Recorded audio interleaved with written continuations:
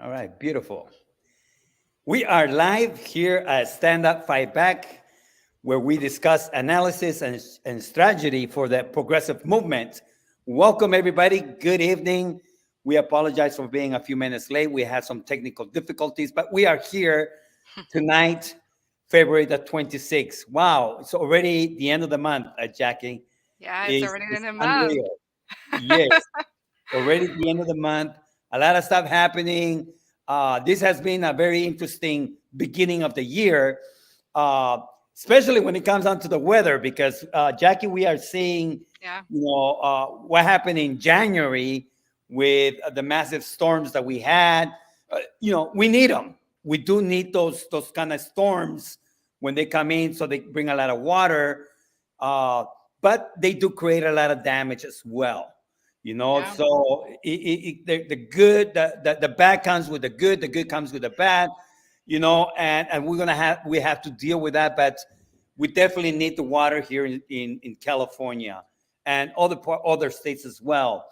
So welcome. You want to go ahead and greet the people? Hi, everybody. Hopefully, you've been having a great time at home. If if you had the opportunity to be at home, because for me, thankfully, I was able to do that. So that's been great. And then today, I went on a walk, and everything's just gonna look amazing. But also, with that's gonna come the allergies, and I've been having a rough time with that. So hopefully, for all the Oh, people with allergies out there, I wish you the best luck. yeah, I mean, it's like I say, there is good that comes with this kind Yeah, weather conditions, but then there is all the other stuff that comes, especially with the unhoused community 100%. that are the most affected Mhm. by these kind of storms. The unhoused Yeah, community, yes, there are some shelters, but there's not enough shelters. not at N- all. There's Not just enough not enough at shelters, all. and they are pretty cramped up. It's a sad thing because this is the kind of things that we need to have, already a plan in place where Right. they immediately mobilize the National Guard. This is the kind of stuff that the National Guard are for. You got to be Mhm. able to react quickly, mobilize, set up, this military tents, the giant ones, Right. bringing cots, bringing everything, bring supplies. That's the kind of stuff that needs to happen. I don't see it happening, Jackie. Yeah, and I mean, it's kind of shocking because I was like, didn't they call this whole thing an emergency with the unhoused community? And all that's happened that I've seen is just sweeps. I have not seen actual proper services. And how you mentioned, there's a storm that came in and it's been really cold. Like in some places here in Southern California, it was like 30 degrees Fahrenheit, and that's the reason why snow was happening. But it's really not something that the unhoused community is able to survive out there, especially being having rainfall in them, being so wet. You have hypothermia and all these other issues happening. So I 100% am with you on that. And if they did call this unhoused issue an emergency, I would expect more to be done for them than against them. Right. Well, let's talk a little bit about the weather and the kind of response that need to happen because, uh, Hmm. I was reaching out to a lot of friends that work with the unhoused community, housing advocates. And the fact of the matter is that the kind of response that we need to see, we don't see it. Right. And is symbolic. Uh, we have technology beyond belief. We can predict some of these weather patterns literally a week ahead. Hmm. So if we are able to do that, we should be able to have a plan in place immediately. As soon as the red flag goes out, there's going to be bad weather conditions. What are we going to do about the unhoused community? How are we going to protect them? See, those are the kind of things that need to happen. I don't see it happen. Yeah. Unfortunately, I do not see that happen. And we had a lot of people being rescued, a lot of the unhoused community, a lot of people that are homeless, living by the riverbed. They, Mhm. the firemen had to go in there and rescue them, helicopter and all. Uh, this gets pretty serious. Uh, you know, I remember one of the storms a while back. It was really heartbreaking because Jackie, I was at that time I was working in Century City. It's high-rise buildings. There's a lot of the financial companies that work there. Right. And the storm was hit pretty heavy, and there was a non-house person that had fallen over to the side of the sidewalk, and you know how all the water comes running through, Yeah, and he flash was literally floods. drowning. He was drowning right there on the side. I had to get out and pull them out, and I couldn't believe it. And people just kept driving like nothing, like he's not a human being, and it's just it bothers me to see the inhumane conditions that the unhoused community have to live under, Yeah. especially in a city like this, in a state like this, in a country like this that has so much resources. It's Yeah. troublesome.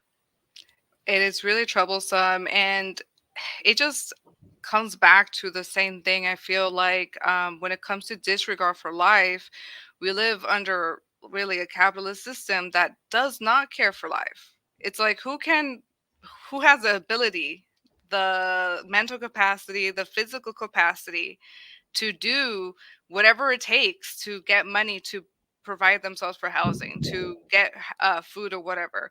So this ongoing trend of how it is that we have set up society and we accept society has created a lot of this lack of inhumane policies and disregard for life at any level, to the point where we rather fund police heavily to get rid of people than to understand the conditions of what got people into those positions. And I think part of that is the lack of wanting us to look within our society and being like, there's something wrong here and it has to really change, right? And we've talked about this with corporations and all these folks that will lose out on some type of political power if we really change the system of how it is that we operate. Because I see a lot of churches too that are empty or that have a lot of unhoused people out there. And you would think, right? A lot of these churches say they don't want to be taxed because, you know,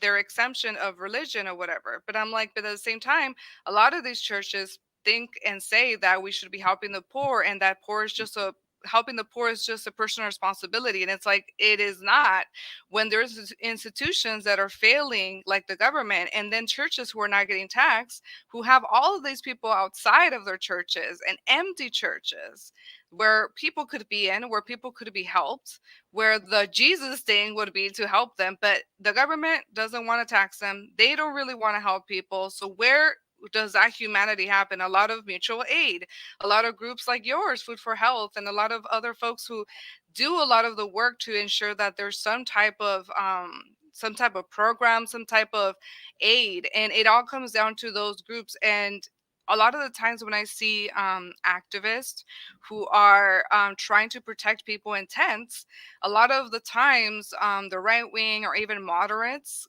criticize those activists and are like, oh, you want just people to take up the street and just be in tents. That's not true. What these activists are trying to advocate for is a just transition into housing and for mental health services. But because there is none of this happening at the level that it should, right? We were mentioning there's 100 beds or so, but there's thousands, if not, I would think it was like over 40,000 people in LA. Last time I checked, maybe it's even more now. I might be More. incorrect on that, but probably 60,000 or so. But there's thousands of people out there that are in house. So if there's only 100 beds and thousands of people in house, there's obviously an issue and a gap there that does not allow people to be able to be properly transitioned.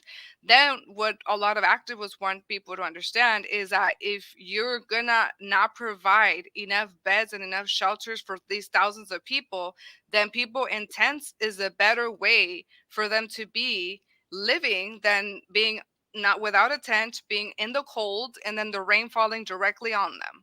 right? So there's just a misunderstanding of what people think about tents that is not well understood by the right wing or the moderates, even some Democrats who are like the conservative type of Democrats don't understand and they criticize activists. But at the end of the day, it's not that people just want people in tents, but it's the best option that people have right now compared to just being on the street. So I think there has to be understanding there because I've seen a lot of police in Skid Row that are just coming in and just taking people's tents away as if like these people don't have important medical information in there, important contacts, as we talked about last week, that they have social workers coming to them to talk to them about programs or possibilities that may help them. They also have a lot of documents that are like birth certificates, social security numbers, what have you, that are in those tents. And when you take those tents away, you take their entire livelihood away and their possibility of even being able to transition if they were in the transitioning phase. So those are just things that I wanted to point out because when it comes to that gap between services, mutual aid, and activists trying to ensure that unhoused people have a place to be, it's really important to really point that out.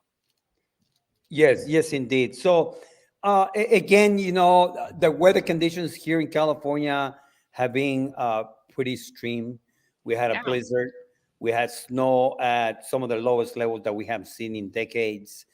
Extreme cold. The wind factor is important because if it's already cold and it's windy, it's even colder. And then you Yeah. had a lot of the trees were falling off. Uh, Hmm. so for us to have a home, we have at least some form of security. For people that don't have a home, they have nothing. They have to go find a place where they can find shelter. And that's what we want you to think about is the fact that, you know, passing policies that are aggressive and are punitive because you happen to be unhoused doesn't solve the problem at Yeah. all. At all. It just scatters the people. It doesn't provide, it doesn't fix the problem, period. Right. And And it's costlier. It yeah, costs more. it costs way more, and jails and prisons should not be how people get housing. Because that's another thing that a lot of them are like, oh well, if they can't get them off the street, let's just put them in jail. Right. Right. So again, we're going to continue to monitor. I was talking to a lot of the advocates and they sharing some of the needs that they have. So, you know, wherever you may be watching this from, whatever part of the country, the state, the city here, there are unhoused people everywhere. Get involved, Everywhere. people. Reach Hmm. out to organizations that are helping the unhoused. Ask them what the needs are. Let's have a little more humanity in our lives. Let's be a little more empathetic of these people. It's difficult. It's difficult and troublesome for a lot of the people out there. I actually watched the movie Jesus Christ Revolution. I wanted to see what it was Mm. all about, and it's interesting because is again the not welcoming of people that are rejected by society. You know, Oh, I uh, never seen that movie. well, it just came out, Oh, and okay. as a Christian, I wanted to see it. I want to Yeah. see what kind of uh, spin they were putting into this. But I happen to know the pastor that this particular movie was uh, created for, it was pretty much his story right here in Costa Mesa, and he passed away already. But you know, there is some truth into some of the stuff that happened in there, but a lot of the stuff that happens in churches today is no longer not is non-existent. Is people are rejected. If Yeah. you look at the rhetoric that we hear from these so-called Christian leaders that reject people because you happen to have a different sexual preference, you know and they condemn them, Mhm. and again, you know, it's insanity because you cannot call yourself a Christian and hate the immigrant community, or whoever or whatever kind of community that doesn't fit your style. When you start rejecting people, that's anti-God. So, a lot of stuff was going through my mind. And one of these days, I want to be able to speak freely about some of the stuff that I know about the church. I used to be a pastor. People don't know that, but I was ordained minister. So I saw the stuff that goes inside the churches, Right. and it's disgusting. I got to tell you that. And some of the biggest prejudiced people exist within the churches. you Yeah. know and look what happened during the hurricane uh, uh, Harvey over in Texas when he hit. The one guy with a mega church closed the doors on the Yeah, people. that's right. You remember Yeah. that? Close the doors of the church. Yeah, this is what I'm saying. We do need to tax them. So many of these It's churches unreal. make millions and millions of dollars, and there are No, those and, mega and churches. these are the same guys that are buying those airplanes, Yeah. multiple airplanes because according to them, Jesus wanted them to fly, and move around. I don't know what their mentality is, but It's really bizarre. It's really bizarre, and also like there's just the abuse of churches, like in general. Like even there's some churches, like I know the Catholic Church and the Scientology buy up a lot of property in here in LA. And where is again, we're talking about unhoused communities, we're talking about lack of housing, and yet they're the ones taking a lot of property. Them and McDonald's and then Bill Gates. They're the ones well, buying the all the thing is, land and properties. And right. you're like, there's people with no house, there's lack of so many things, and people are literally hoarding the power. And this is the reason why a lot of people are saying tax the rich and whatever, and that includes the churches, you know. I see.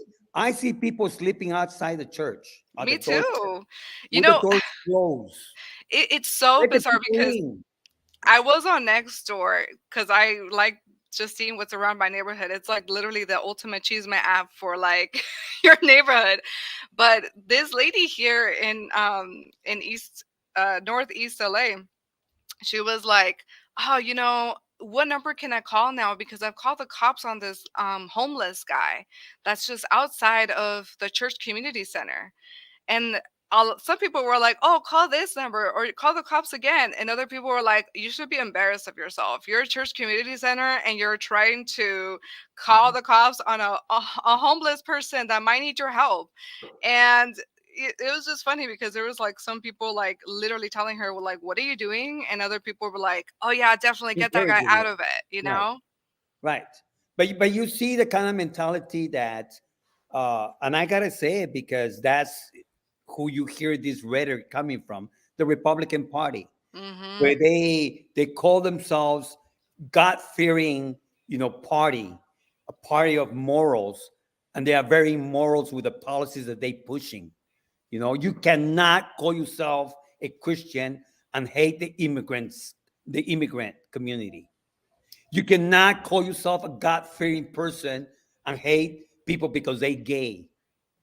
You cannot call yourself a God fearing people and you take away benefits of the people that can keep them alive. Welfare benefits, especially. And Exactly. I want to point out, since we're talking about that, I saw a video of an Alaskan politician saying that it was so weird. This guy voted to ban abortion, by the way. But he basically said that children who are abused and die because of abuse, that it's better for society because the government doesn't have to pay that child on damages. So these people are pro forced birth, and then it For seems like life. They call themselves for pro life. child dead because of abuse because they don't want to pay for That's a the sick child. mentality of these That people. is so bizarre. That's not pro life No, that's sick. whatsoever.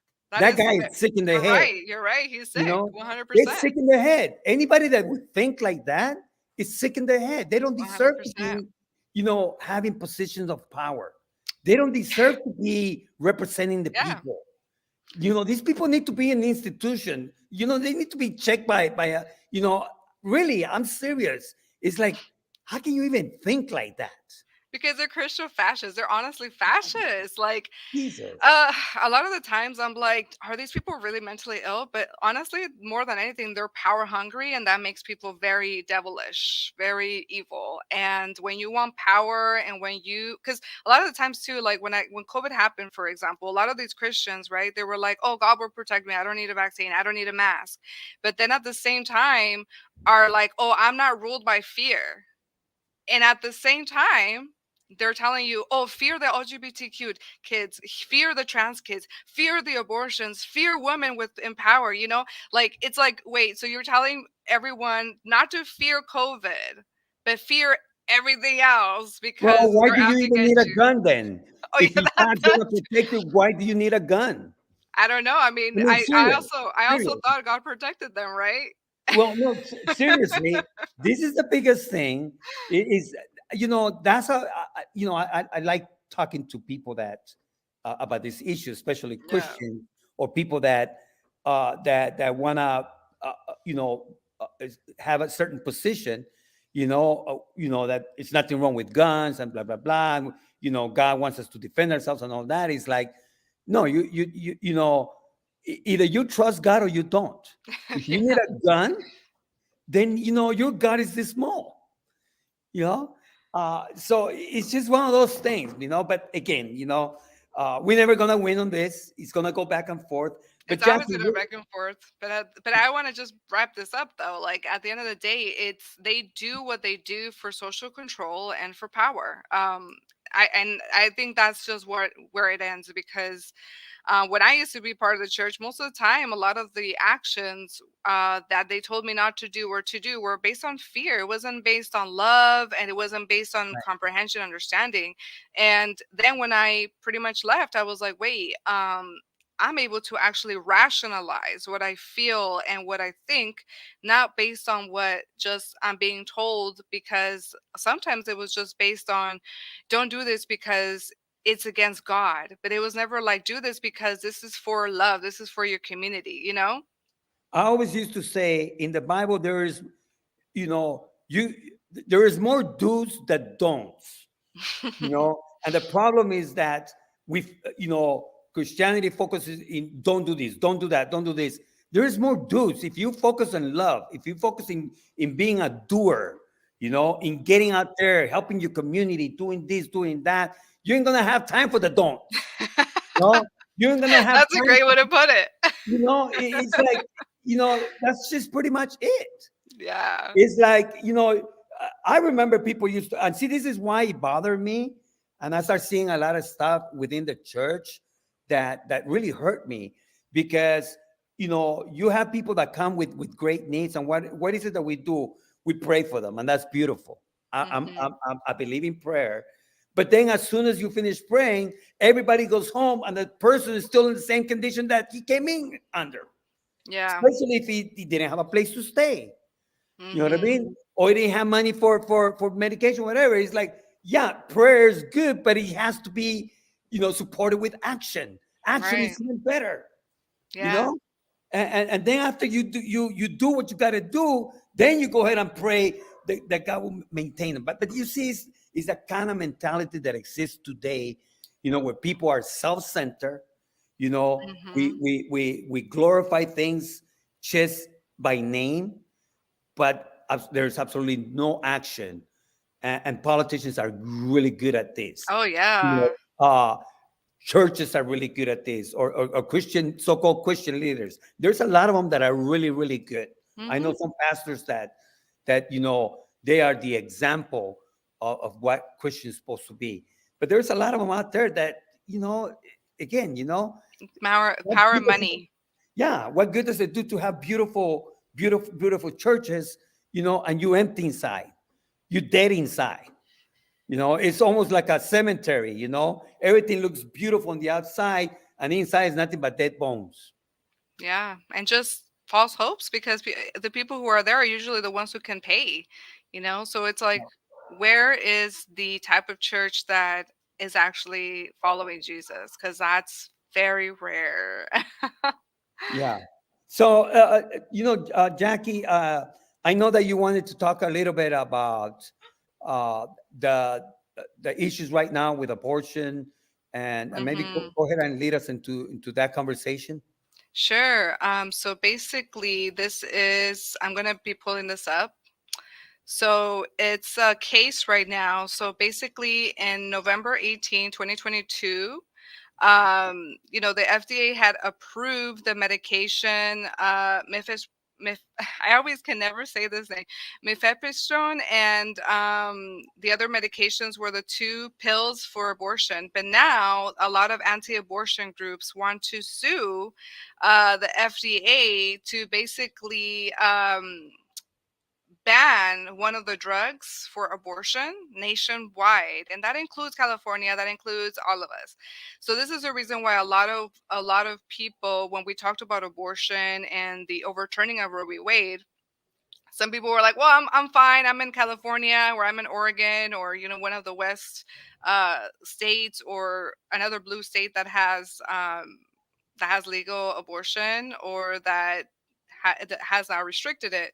But the problem was that a lot of us have been saying, like, their goal of the Republicans and the anti abortion activists is to ban abortion nationwide. And with this pill, one of the pills being at right now, at this lawsuit being held hostage, right now people can still access both pills. If you're going to be in a state that you need an abortion, you can definitely still access both of these pills. But what I do want to say is that this case is pending. So the lawsuit asked the court to order the FDA to withdraw the approval of mifepristone. I cannot say it, so if I say it wrong, I'm sorry, my my accent. But yeah, they wanted to remove from the market and want to cause a ban on the medication nationwide. This means that people are still going to be able to get an abortion, but the problem is that just one of these pills being available is not it's not as comfortable to have the at home procedure of abortion. It's going to be less comfortable. Abortions are still effective, but there's still it's one of those things where, like, you think about that, right? The right wing coming again, trying to ban a medication that helps people, that ensures that you are able to make a decision about having kids or not. Like, those are things that are still a threat, that you're like, okay, if they went after one of the pills, what's gonna stop them from going after contraception? What's gonna stop them about going after anything else? Because right now the trans community is also at risk. In Tennessee, there was just like a law that passed that talked about like banning certain types of drag shows or whatever. And we know that can escalate to other things. We also know that that can go from Tennessee to another state, and then just domino effects as it did with abortion. But the important thing too to take in mind here, and I do want to like really emphasize this, as since also Women's Day is going to come through on the 8th, and I do want to acknowledge International Women's Day as a day where nationally it was a socialist celebration of women who were fighting for their rights since the early 1900s. And it's not just a happy Women's Day of like, oh, hey, thank you for being a woman, whatever that means. It's more so like acknowledging the women and all of the people, the trans community, the LGBTQ community, who have been fighting for bodily autonomy and who have been fighting for feminist rights. And this includes the fact that having the right to vote, when women have the right to vote, when we all have the right to vote, we're able to pretty much show up in elections that matter. And as we saw with Kentucky and with Kansas, they voted and they came out in massive amounts of people to vote to stop the banning and to stop the restricting of abortion back in this fall. I don't remember exactly which month, but that was amazing to see. And I just want to point out that although all of these horrible things are happening, there's a few things that we have to remember. It's so important to vote for Supreme sorry, not Supreme Court, for your judges, your local judges, and it's important to vote for politicians who appoint some of these judges, because these types of cases that are happening right now are really dependent on that. And the Republicans have been planning this since Roe v. Wade was enacted. So this is not just something that just happened. Like, oh, we just got the Supreme Court, we just got these judges locally, or we got these politicians. That's not what happened. It's literally decades and decades of this brewing. So now when we come around, right, as progressives, as leftists, like, we have to understand there's also a process to that where we have to fight back legislatively, and we also have to understand where our power lies. That includes all those elections that are going to be coming up as well. A lot of the times we don't feel like we have power, but we do. So to me, the power of being able to vote as a woman, being able to vote as an LGBTQ person, being able to have the ability to stop these measures, such as in Kansas and Kentucky, and then voting here in California and Vermont, and I forgot which other state passed enshrined abortion rights into the Constitution. Those are examples that when we vote locally and when we vote strategically, we can stop this from happening and we can ensure progress is made. But it takes a lot of effort, right? It takes a lot of us communicating these things, of us understanding our power, and also understanding that collectively we have to come out in big numbers and we have to have hope. So those are just the things I wanted to mention. Yes, correctly.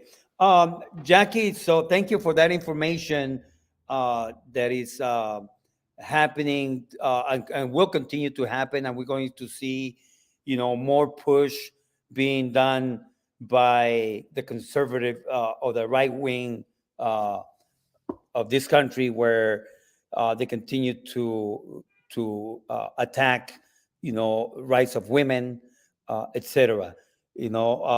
So with that, I wanted to go and cover a little bit of what's happening over there in Ohio, because I thought that it's not only Mhm. interesting what has happened this past week.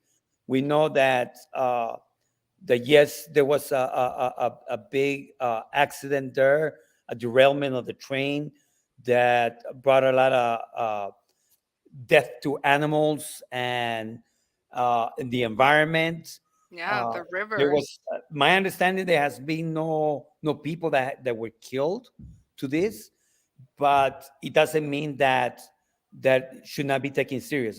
To the contrary, I think that this goes to show why uh, some of these chemicals are very dangerous, especially being transported from state to state through our Mhm. streets. Sometimes, even through our streets, we have tankers going through there.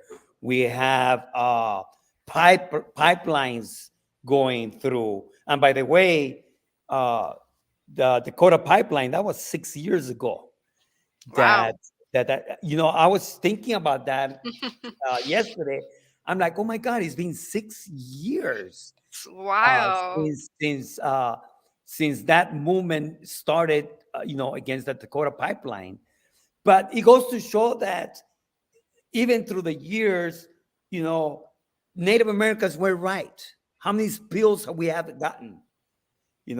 We have crises after crises, and they still not have been properly addressed. And the people suffer. Here in Los Angeles, there are communities here that are so toxic, Yeah. you know, and little has been done about it.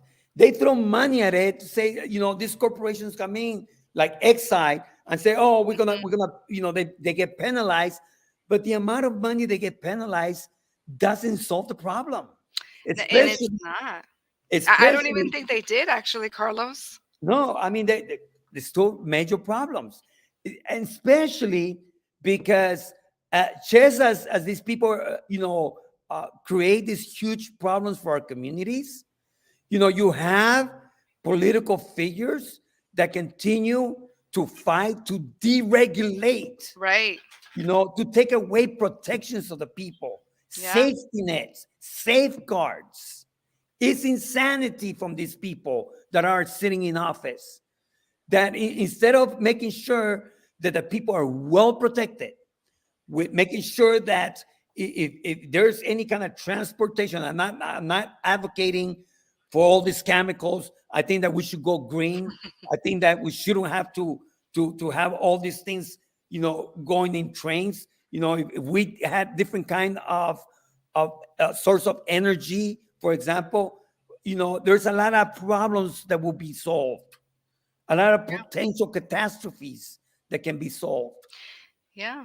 And it's one of those problems where, like, when it comes to Exide and Cameco and things here in LA, we know that they're historically areas that have been redlined, right? The highways were put there because they're like, oh, it's just brown people and black people, like, who cares? The issues in Torrance with the what is it called? It was like the oil wells and all of that were Right. there, the fracking and all that. And it's all black communities, it's all brown communities.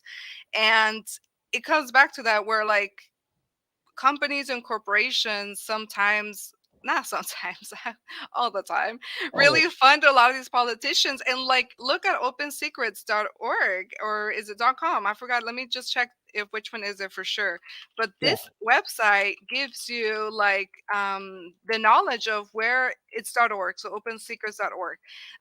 It gives you the knowledge of who's funding these politicians, right? And when you really see the oil companies there, Chevron or whatever it is that is funding them, you cannot really, as a politician, you cannot really look people straight in the face and be like, I care for your health. Because when you're being funded by these people, when you're being even, like, some of the people that were in Cameco, were like the Boys and Girls Club, were some of the arts, were even some of the Children's Hospital, here that's in Duarte. You're like, wait, how is it that you guys can collaborate with this poisonous company when kids are literally being poisoned by this lead company? That's just so bizarre to me, other than just trying to have the good PR. So at the end of the day, the companies are always going to try to do good PR and going to try to look like they're doing the right thing, when we know from reports, and there's activists out there in Hacienda Heights and La Puente and Baldwin Park that are coming out and being like, these reports are not sufficient. The government is not regulating this correctly. And here in Ohio, with the railroad companies, we also saw a lot of the workers who were trying to get that contract, with the union, trying to ensure that they had better safety conditions, not only for themselves as workers, but also understood that there's issues with the rail system, that there's issues on how some of these cargoes are not being labeled correctly. And this really came, the initial thing of the railroad companies did happen from Trump's administration. They deregulated a lot of these rules that they had for the railroad companies. But I just do want to point out as well, like, I saw Trump go out there and talk to people, whatever, when he was seriously responsible for a lot of the deregulation for that, and the dismantling, really, of the EPA. And I say dismantling because the EPA is not as strong as it was. And then I do want to also mention on Biden's issue that, Biden's administration, by not allowing the railroad workers to negotiate a better contract and to be sure that some of these issues were going to be prevented, is also a problem, because Biden should be stepping up right now and being like, hey, this is a problem. Deregulation happened. I want more regulation, and should have not butted into the contract that the railroad workers wanted, because this could have prevented a lot of those issues. So when it comes to those kinds of things, Trump deregulated, yes, but but Biden has not, and he has failed to really address the problem by able to come up with better solutions for the EPA and better solutions for the railroad workers who wanted a better contract and who wanted safety measures. So So there's really, there's an right, issue to be said for both. right. I mean, we got to look at it for what it is, because for a long time, both parties, disregarded a lot of the harm that corporations were creating, Yeah. whether it's the oil companies. Hmm. Both parties support the oil And companies, they're funded by and they them. fully funded by them. You know, so yes, so both parties have been guilty in a lot of these things, and they have given corporations a lot of breaks. But what really needs to happen right now, we gotta learn, people. And I think, look at, uh, I don't agree with everything Biden does, but I gotta say that he's moved a little bit more towards doing things that he's supposed to be doing. But we need a lot more. He needs to be more aggressive, a lot more aggressive. But we understand you got to look at this in a realistic way, because you could be a congressperson that have all the right ideas, but if everybody else is voting against those good ideas, then it means nothing. So is the power struggle in Washington that continues to happen, where there's not enough people out there Hmm. that will stand up for what is right. And here in And California too, like we've said, like California is all Democrats, and like the lead issue still happening. Thankfully, I think we did get a win with closing the oil wells. So right there is one win in a way. But we just need more aggressive people who do stand up for people and who are against these corporations and the abuse of these corporations. Because I'm going to tell you, although it seems like we're using paper straws now, whatever, and people talk about that here, it's not going to help. I using less paper, using less straws is something that is at a level that is not to the degree that we need corporations to lower their production of oil, because oil right now is they understand that the electric cars and things like that are coming in are going to be pushed in, but their production is going to be more plastic, more single use plastic. So they're going to forget about too much of the oil and they're going to go with plastic. And we need to pay attention to how they're utilizing us to recycle. Not saying don't recycle, okay? I'm not saying don't recycle. I don't want people to think don't try. I don't want people to think that. But what I'm saying is there's personal responsibility. Yes, there's some things that yeah we can do, like picking up trash, like using less plastic, single use, and everything. But at the end of the day, those things that are happening in Congress are the things that are going to make the biggest impact. Who is with us, who cares about our health, who understands what regulations should be at, and those are the environmental health scientists.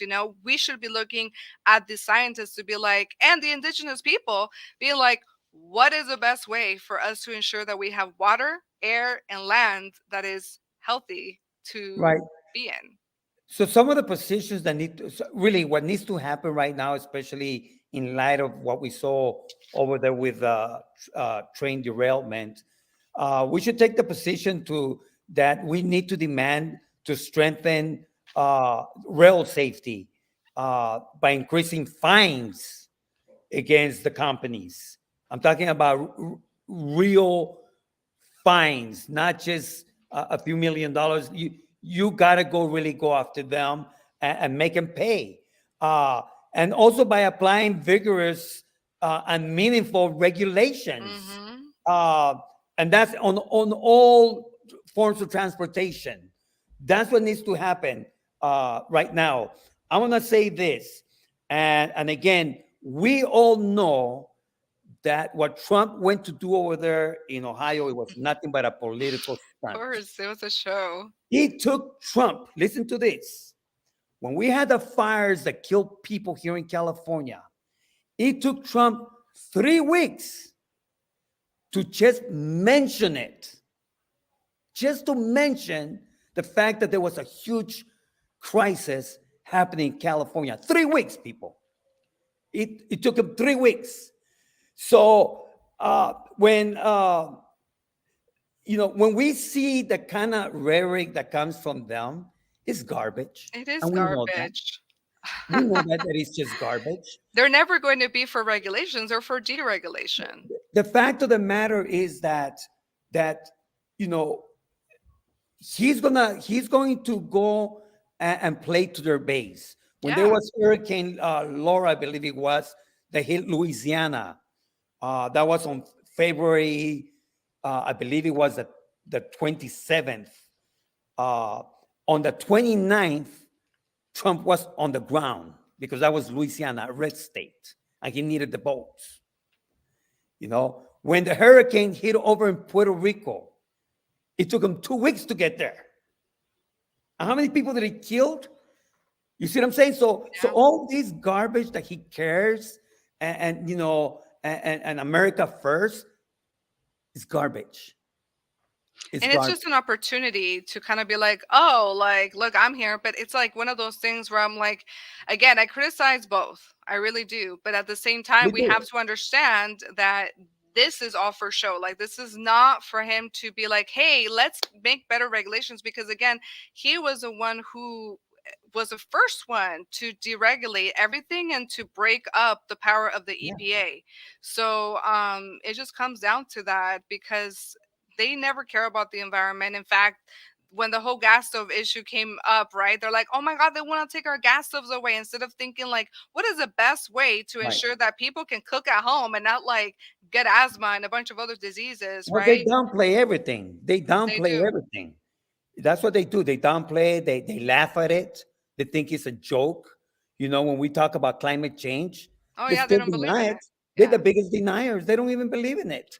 And You it's know, and, they don't. and it's just so sad because a lot of people could be making could be we could be creating a whole job force with green energy and green jobs that can ensure that people also don't have to work at a lot of these jobs that create worse issues in their lungs, like the coal mines and things like that. Sure, we're going to need coal mines sometimes, I guess, for some steel or something, but honestly, we need to derail from we need to derail from that, and we need to ensure that people are able to have jobs creating solar panels, creating like windmills, creating whatever it is that we need, public transportation, better routes, better everything that we need. Because I tell even you how. I tell you how confused they are. They. I'm serious. This is how confused they are. And when you try to talk sense to them, it's like they won't even know how to answer you. They don't believe in science or climate change, and climate change has been pretty much declared by all. The scientific community 100% agree on that. yeah. But they are the first ones that are fighting for a space force that is based all on science. Oh my Hello. god. So either I you think believe it's science or you don't. Which one is it? I think the other part, Carlos, with this is the lack of support for the infrastructure bill, right? When we talked about infrastructure bill, those are bills that would, for example, help build bridges that don't collapse in an earthquake, don't collapse in a flood. Also, a lot of the light posts, for example, when I went to Europe, I have to be tell you, I was surprised to not see so many light posts and like where the like currents of lights and all that, and I was like, Right. what? This is amazing. Like, why don't we have that over there? Because if we moved a lot of the light posts underground and we had it protected, when we would have earthquakes, if we have floods, if we have fires, oh, actually, it would prevent fires, by the way. But whatever we had, it wouldn't destroy the source of power that people need. We're going to come to a point where also we're going to have extreme heat. So it's not just going to be the cold right now, it's going to be also the extreme heat. People are going to need to rely on power for ACs, for heaters, and we saw the catastrophe that happened in Texas with their like isolated grid. So when it comes to energy, there's a lot that needs to be talked about because we also see the issue with the Colorado River, right? It's going down. And what happens to our energy in California? There's a lot of things that go trickle down to the changes that we need in infrastructure. And for them to vote that down, not only means that they don't think about climate change, but that also means that they don't care about you, the American person, having reliable energy. They don't think that energy should be something that it should even be nationally available. It's like, oh, each state for themselves. And if you Yeah. freeze to death or if you like heat up to death, well, that's not my problem. Your state should have been better. And it's like, Right. that's not pro life. So again, a political stunt by Donald Trump. Under his watch, we had the Flint crisis that is still on right now. That's still water contaminated, and he went through his uh, president, through his administration or what have you, and nothing was done in Flint, Michigan, with all the water, which was affecting a lot of the communities out there. So again, rhetoric, America first, make America great, garbage. It's not meaningful. It's not real. It's a slogan. It's nothing but a slogan. You know, Tell me you're gonna make up America first, then start protecting the people, start taking care of business, making sure that the people are well taken care of. Then you can tell me, you know what I mean, that you're putting America first. But until then, No, nothing it's but corporations first. yeah.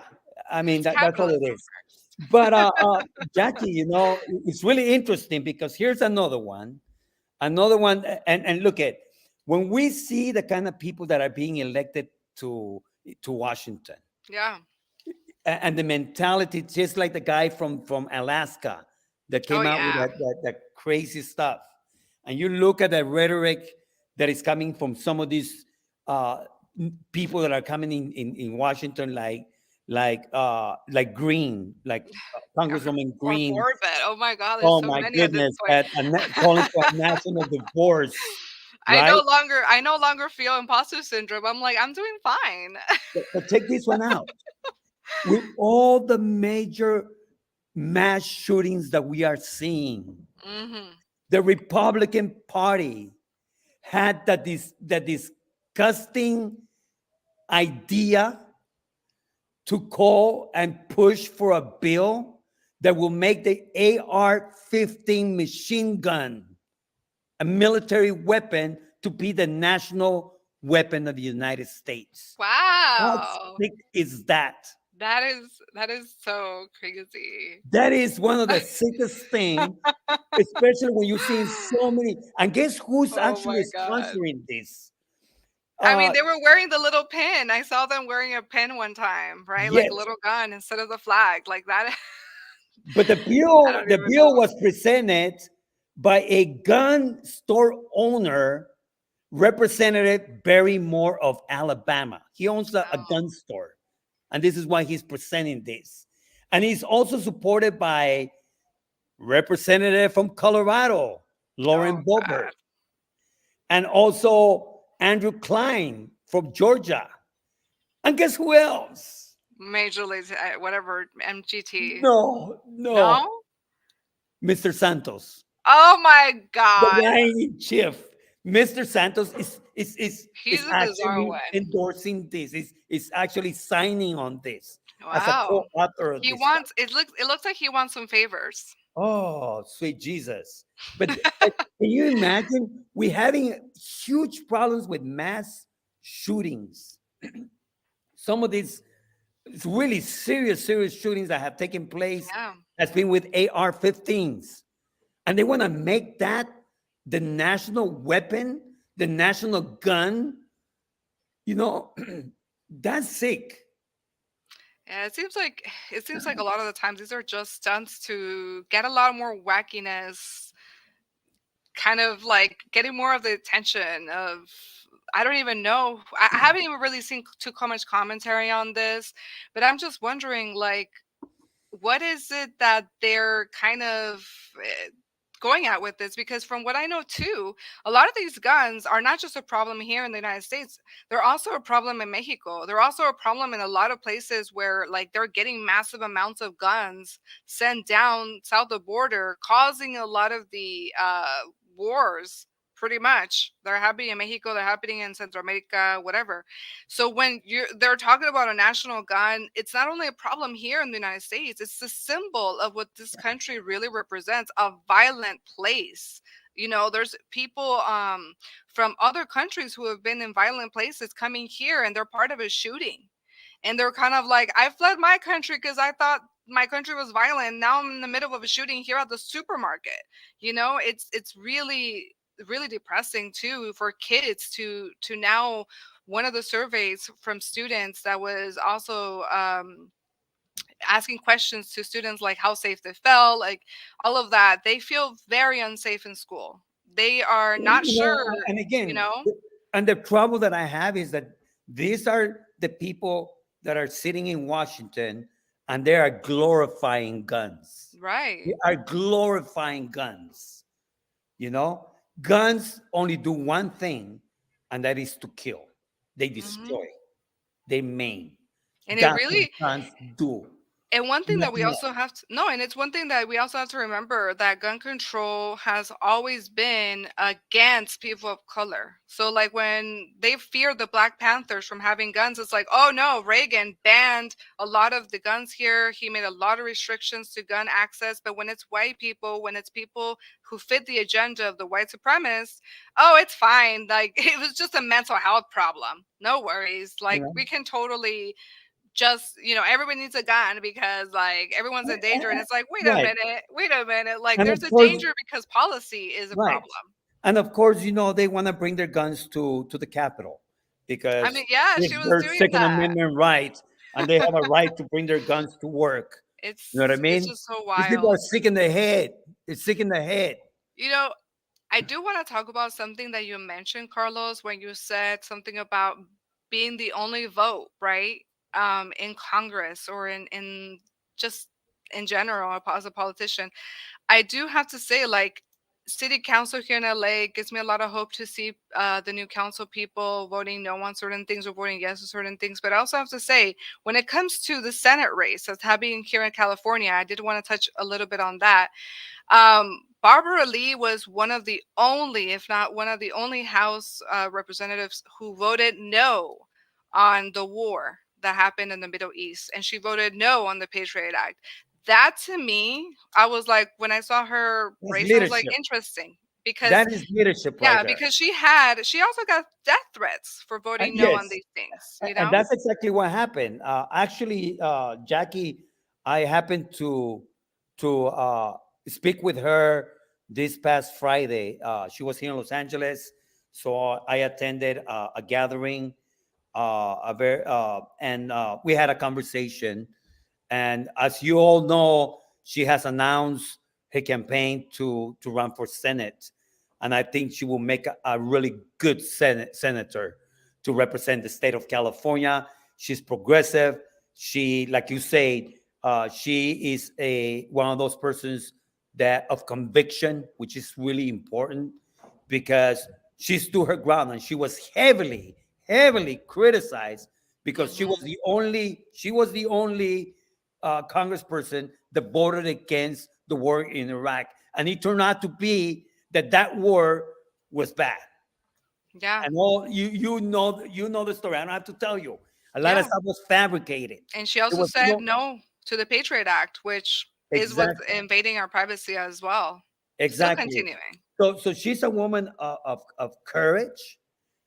She's a woman of conviction, and she's a woman of vision. I like her a lot, actually. So there are three candidates right now Hmm. that are running, that have made their Yeah. announcements. You have Representative Katie Porter from Orange County. And again, I don't know why she decided to run because she just had won her election right there, and we need that seat, We do need especially that seat. Yeah. because it's a very Yeah. important seat right And there. and she's a very strong person and shows you the She's a corruption of good everyone.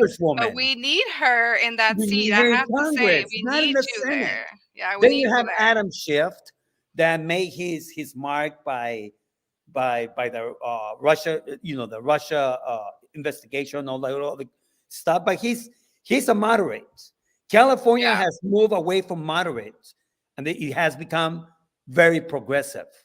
So Yeah. there's only one candidate right now that is progressive, and actually supports all the policies that Bernie Sanders has pushed, and that is Barbara Lee.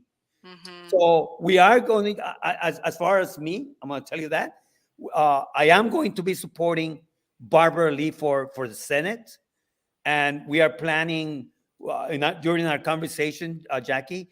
she will be coming back to Los Angeles, and we are going to be meeting with the grassroots, and we are going to do whatever it takes to support her and to get elected by all means. What we need in Washington right now to represent us in the Senate is a progressive voice, someone with conviction, someone that is not going to sell out, someone that is not going to you know to give in because it's not the popular thing to do. We need somebody who's going to do the right thing for Californians, and that is Barbara Lee, in my opinion.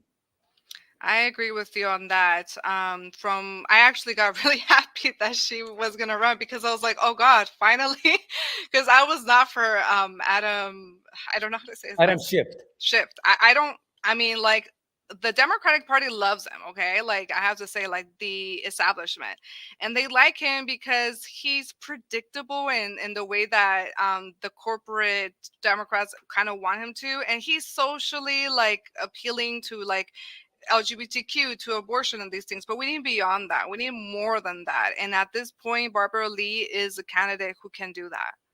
Yeah, and she's pro all those things. Yeah, of course. She's And proven yeah, herself, and as a African American woman running for Senate, if she was to win, she would be the first black yeah. senator, And woman, let me tell you woman. too, there's a lot to her story.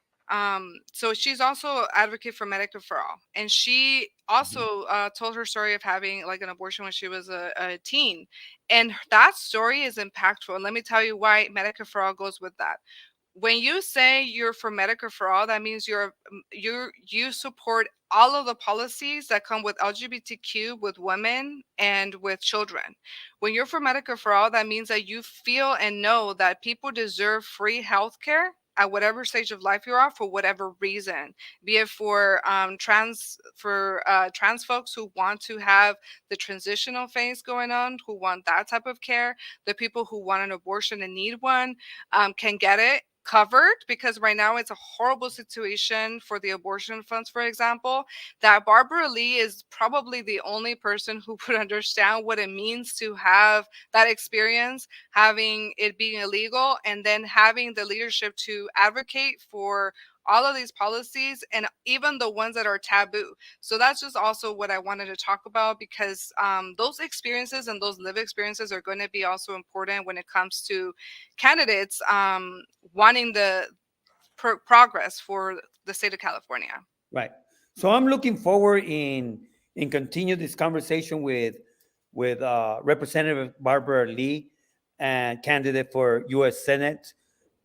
She had promised that she's going to be back, and we're going to be organizing an event here in Southern California to bring our grassroots leaders together and have a conversation with her, so that people have the opportunity to ask her questions and to see where she stands with the issues that you care about.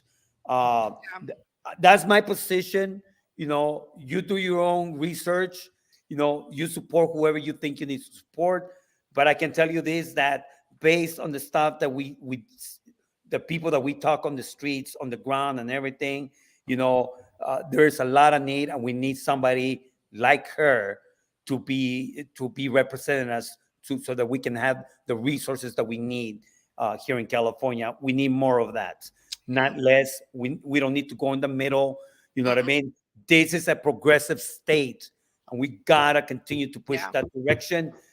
Being a moderate is not inspiring anymore. No, and it really still leads to fascism, because if you're going to be a moderate supporting massive police power, militarization of police, sweeps, and things like that, it's not going to help the unhoused people. It's not going to help anyone. It's just going to make the right wing stronger. So we do need to like really take that in mind. Yes. Well, our time is up, Jackie. I It mean, is up. yeah, I mean, we it's been a good already. conversation. But it's been a great conversation. We started a little bit late, and we want to thank our audience for sticking with us and supporting us and sharing the videos, because we're here for you. We want to be able to bring you some of the latest things that are coming up, and what we are seeing and hearing, and on the streets, Yeah. on the front lines. We out there talking to people every day, mingling with our communities, making phone calls. Again, just trying to be informed of all this information that is coming so quickly. But we want to thank you again for watching every Sunday. We are here at 7 o'clock p.m. Pacific time, 10 p.m. Eastern time. We are Stand Up Fight Back, where we discuss strategy and analysis for the progressive movement. Jackie, you want any final words? Yeah, I just want to say that, really, when you think about organizing and building power, build power within your community, within your unions, and also know that this is going to be a marathon. We need to continue to pretty much vote. We need to continue to really understand that the way to move forward is going to be continue to push because fascism is here, and we see that in many states. So we need to understand this was a plot that they've had for decades, and we have to plot for our fight back. Right, this is where we're stand Yeah. up, fight back. We're doing that. We're doing the work. Yes. Today I had the opportunity, and I'm going to be closing with this, but I had the opportunity to attend a swearing-in ceremony, um, pretty much for here for Los Angeles, since she represents the 37th district congressional district, and that is Sydney Kamlanger Dove. So Karen Bass pretty much performed the swearing in of her new position as a congresswoman. We want to congratulate her. She's actually, I have had many meetings with her.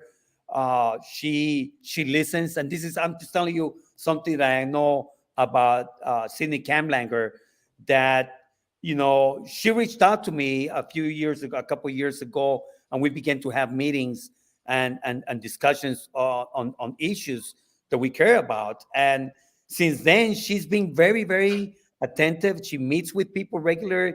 She asks me a lot of questions. And so I really appreciate her for the opportunity that she's giving me to sit down and make room at the table and bring a seat. She has invited me to be in one of the advisories committee for her district. So I don't know still what position that will be yet, but she made an invitation. So we're going to be having a meeting on that. And it is more than a privilege to do that. It's an honor and be able to speak and have a seat in behalf of the people. So my congratulations to her. I think that she's going to make an outstanding congresswoman, and she's going to represent her district well. We wish her the best. We wish her success, and we're here to support her in whatever we can. So with that, we're going to wrap it up. You have been watching Stand Up Fight Back. Good night, everyone. We'll be back next Sunday. Bye.